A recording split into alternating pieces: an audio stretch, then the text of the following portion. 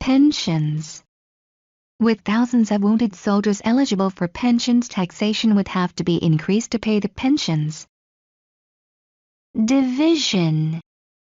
Factory owners had made huge profits in the war whilst workers had been paid low wages and suffered due to rising prices.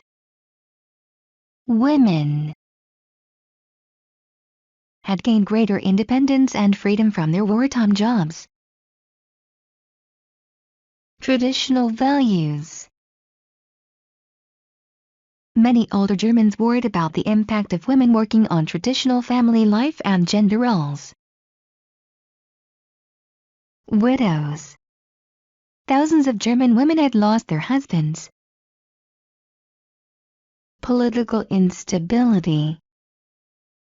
With the Kaiser gone and no elections, there was political unrest over who should be running the country and what they should be doing. The Spartacists were a group of German communists who wanted Germany to be run by small councils of workers and soldiers. Uprising.